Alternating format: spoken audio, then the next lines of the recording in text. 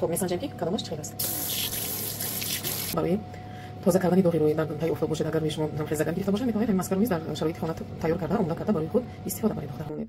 و نه تنها نوری افتاد و همون در همون بسیاری زنهای ما در چکدان تنورها نان میپزند، در همون ها نیز گرمی همون ها نیز میتواند به پوستی رویشان منفی خود را رساند. این هم میتواند به پیگمنتاسیا آورده رساند. گرچه ما میگیم که توصیه میدیم کسمتولوژی در گرمی نیست. السلام علیکم با همه بانوان، همه شما را خوش آمدید میگویم به صفحه خود و مهمانان نوی که دختران نوی که نو در این صفحه ابونه شده ایستادن شما را نیز خوش آمدید میگویم. اگر در نوارهای پیشتر دیده باشید در این صفحه من هر گونه نوارهای گوناگون را درباره نگاه بینی پوست از جهان کسمتولوژی و کسمتیکا ها به شما معلومات ها میدهم و حتما در کانال ابونه شوید، نوارهای ما را تماشا کنید. این نوارها به شما خیلی ها معلومات های زیادی میتید که برای ما مادران زنها خیلی ها چیزهای جالب و مفید است. خب حاضر خواستم صحبت کنم درباره داغ‌های رو، برای آنکه در این باره کامنتاری ها خیلی زیاد شدند و بسیار دخترها شکایت از همین باره میبینند به نزد ما که داغ‌های رو را چطور کنیم که نست شود یا که خیره شود.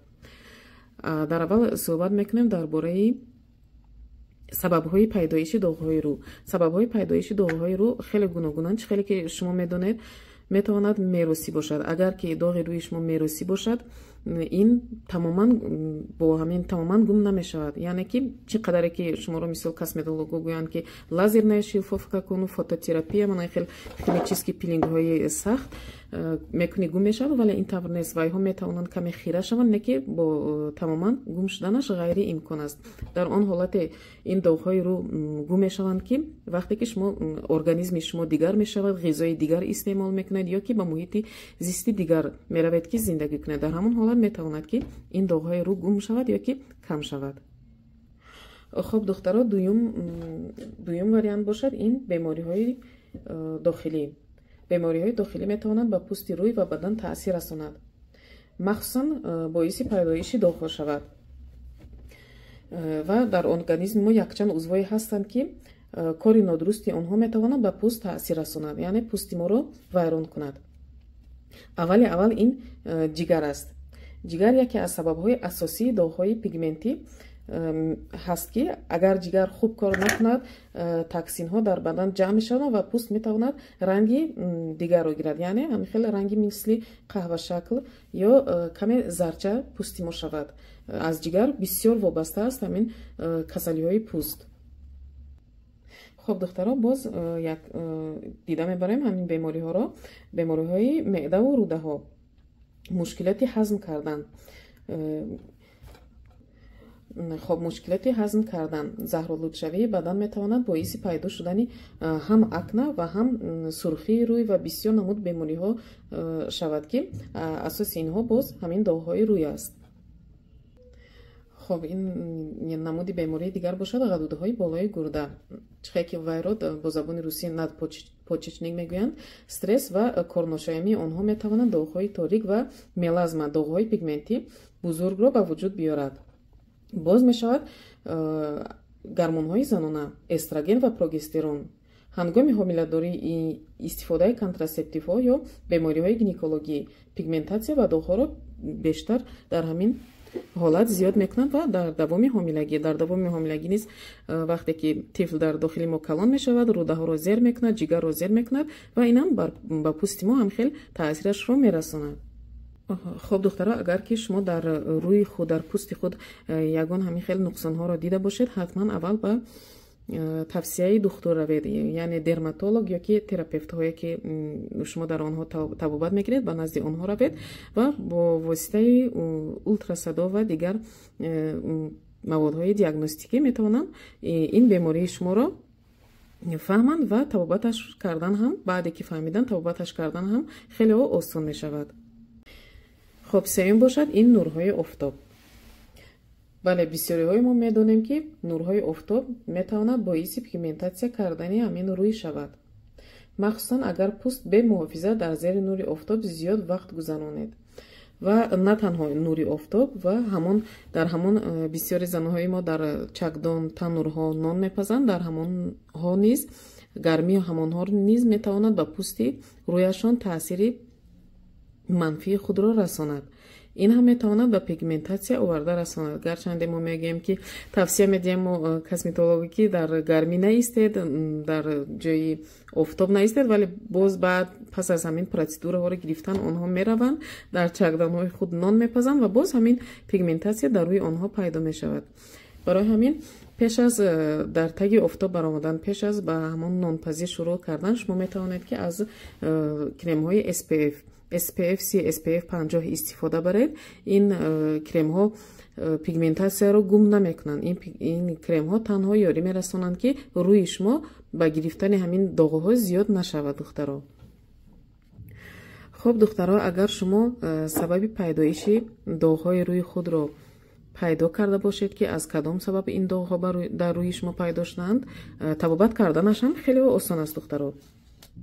وقتی که این چیزها در روی من پیدا شده بود، یک 8 سال پیش، خیلی زیاد شد. روز ماه با ماه، روز تا روز زیاد میشد، چون که من در تای آفتاب زیاد می ایستادم. با فکرم در حولی بودیم و در تای آفتاب با گلشنانی سبزه و وحشینانی خیلی هوس داشتم، زیاد می ایستادم. من تماما حس نمی کردم که حتی همین قدر آفتاب هم بر روی من تاثیر می رساند. و وقتی که رویم پر از داغ شد، من با پیش کسمتولوژ رفته بودم 8 سال پیش دخترها، و یک نمود پیلینگ به من کرد. من همین نمود پیلینگ های خیمیچیسکی، نمیدونم وای کدام نمود پیلینگش بود.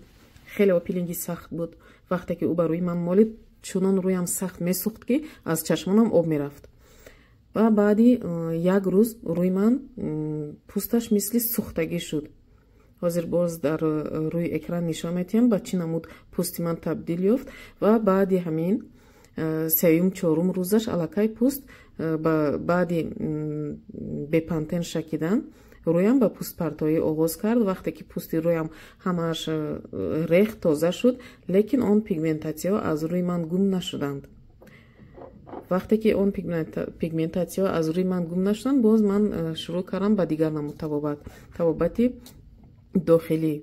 وقتی که من تبابت داخلی رو گرفتم، پس از 6 ماه در روی من تماما همون پیگمنتاسیا ها گم شده رفتند. و باز بسیاری ها هستند که من هم خیلی در گیردی لب، اگر آزمود کرده باشد، هم خیلی در گیردی لب نیز داغ ها پیدا می شوند، داغ های ناعیان. همین خیلی هم از من بود، همینا هم گم شدن. بسیارتر من سبب گم شدن این داغ های رویم رو از استعمال کردن غذاهای سالم میبینم. خب تبابت این نمود داغ ها در ساحه طب خیلی گوناگون هستند. اساس در ساحه کسمتولوژیا و شما میتوانند توصیه دهند لازерная шлифовка، فوتوتراپیا و من هم خیلی خیمیچیسکی پیلینگ ها که داغ ها را من همین سستو های همین ها گم میکند. гликоловая кислота PHA، янтарная кислота، L-аргинин، همین چیزها میتواند داغ های رو هم کم کند، هم تماما گم کند اگر آنها از نورهای آفتاب یا گرمی پیدا شده باشند. من این نمود پیلینگ ها و این نمود پیلینگ هم پوست میپرتاید رو این ژولتی پیلینگ میگویند. میتواند کسمتولوژ شما از همین ژولتی پیلینگ ها هم نیز استفاده برد. این نور رو شبوشنی میتید و با پوست پرتایی آغاز میکند که وقتی که پوستی نو میبراید کمی سرخ میشود یک چند وقت. بعدی وی علاقه شما فایده اش رو نیز میبینید. ها و مزهایی که برای نیست کردن و کم کردن همین داغ های روی به شما توصیه میدیم و در روی اکران نیز صورت های آن رو میمونم. و یکمش این کرمی گیدروخینون. این خیلی ها تاثیرش در همون کلیتکه های پوست کلان هست. این رو نیز به توصیه دکتر خوبترش استفاده نبرید. وقتی که با شما کسمتولوژ شما همین چیز رو توصیه کرد، میتوانید که همین گیدروخینون رو در پوست خود استفاده کنید. از این خیلی ها بسیار آدم ها فایده دیدگی هستند. آتیوایشون هم خواندم، خیلی ها خوب است. و باز اربوتینون، این هم مثل همین گیدروخینین کرم و ماسک است که میتواند برای شما فایده بیارد. باز یک چیز دیگر از همه بهتر خوبترش از لینوی کیسلتا.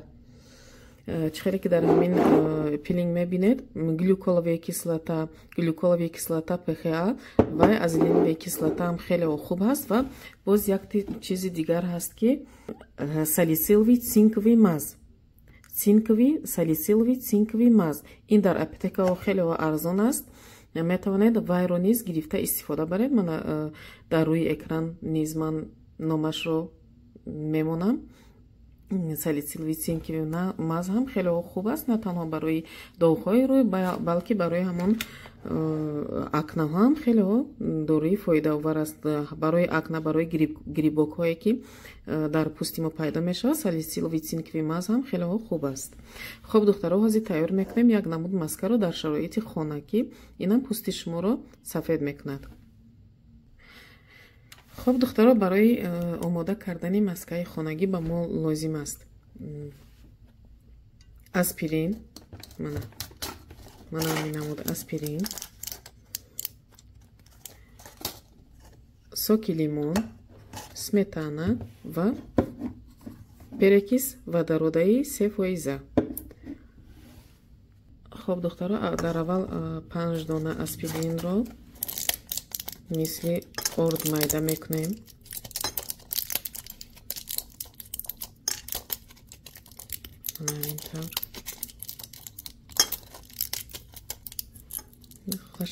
аллакай майда мешавад. мо ҳам хеле бо химически пилингҳо ва фраксионаи мезотерапия, плазма лифтинг мо ин доғҳоро нест мекунем. ман ҳам хеле 5 дона аспиринро майда мекунем мисли орд.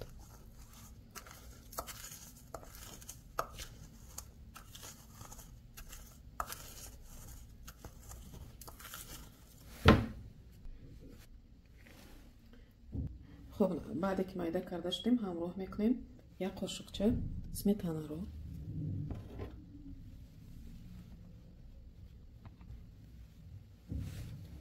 лимони сок ман ҳамин қадар, як қошуқча лимони сок мана,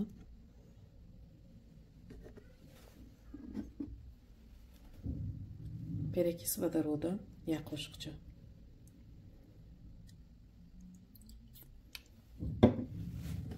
қошуқчаи дигар ҳамин қадар кифоя аст ба мо. ҳама инро омехта мекунем.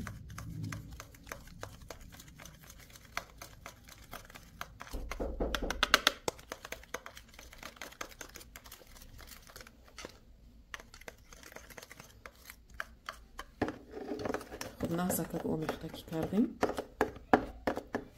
машро алараш кардем.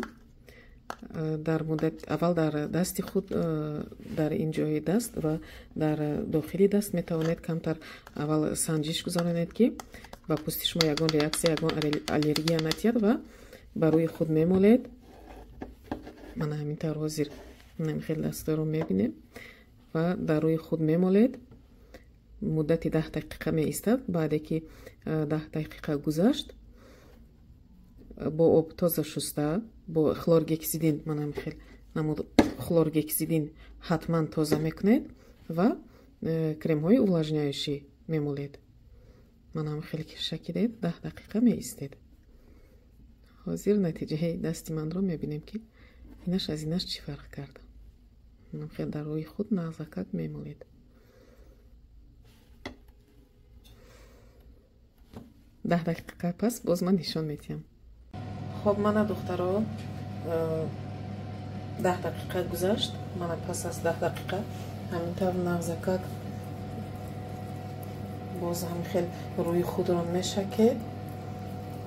мана ҳаминтавр бо маҳз кардан рӯйро ҳам хел маҳз мекунед, мешакед. як дақиқаи дигар ҳам хел мекунед рӯйро ва бо об мешӯем. мана ҳозир ҳамина инро шакам. خب месанҷем ки кадомаш чӣ хел аст.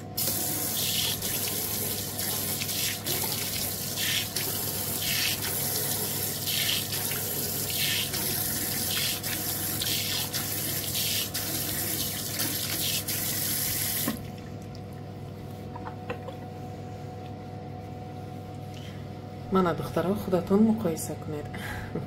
маскаи моро мана در اون جایی که من شکیدم خیلی دست رو سفید میکند.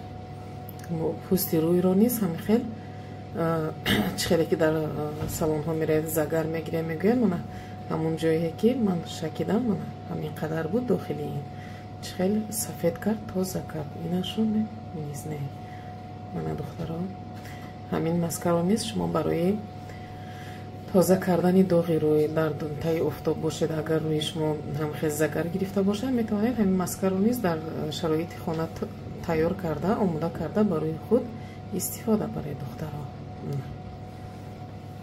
خب در پناه الله باشید. همه شما رو